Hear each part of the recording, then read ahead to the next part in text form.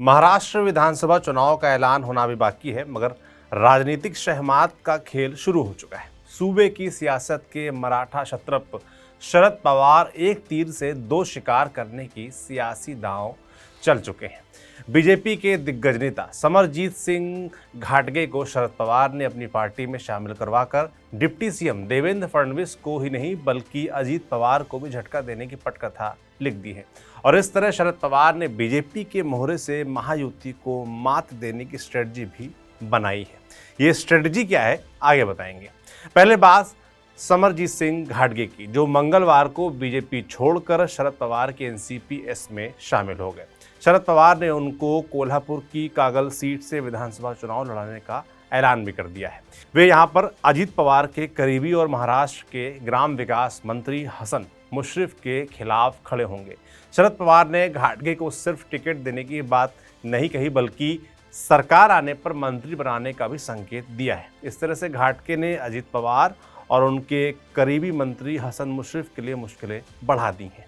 अब सवाल ये कि आखिर समरजीत सिंह घाटगे ने क्यों छोड़ी BJP. Deputy CM Devendra Fadnavis के लाख मनाने और आश्वासन दिए जाने के बाद भी समरजीत सिंह ने बीजेपी सिर्फ इसलिए छोड़ी क्योंकि कागल सीट अजित पवार की एनसीपी के खाते में जानी है। यहाँ से एनसीपी के दिग्गज नेता हसन मुश्रीफ लगातार 5 बार से विधायक चुने जा रहे हैं।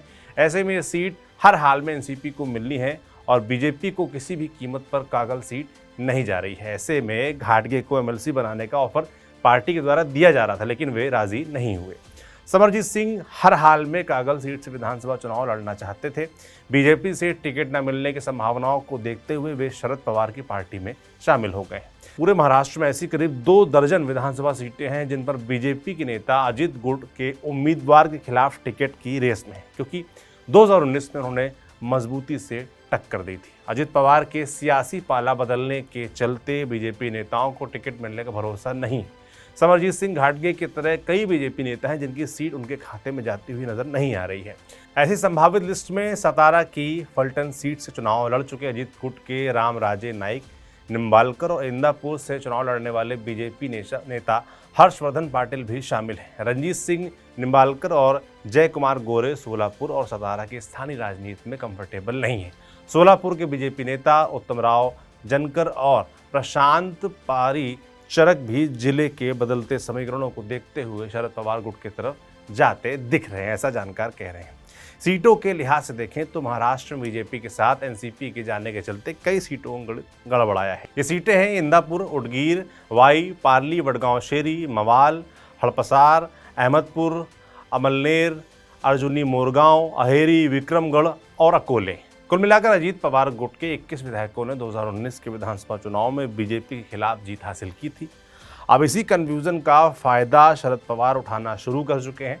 ऐसे लोगों को अपने पाले में लाना और बीजेपी को नुकसान पहुंचाना ही शरद पवार की स्ट्रेटजी है, जिसका हमने शुरू में जिक्र किया था।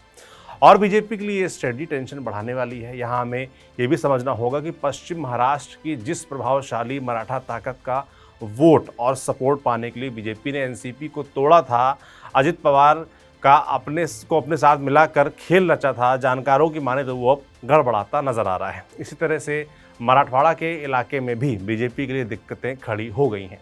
इसका एक उदाहरण 2024 का लोकसभा चुनाव भी है, जहां शरद पवार, कांग्रेस और उद्धव ठाकरे ने मिलकर बीजेपी को जोरदार शिकस्त दी थी। छत्रपति शिवाजी महाराज के वंशज कोल्हापुर के शाहू महाराज को बीजेपी के खिलाफ चुनाव लड़ाकर और जितवाकर पवार पश्चिम महाराष्ट्र में अपना राजनीतिक कौशल दिखा चुके हैं।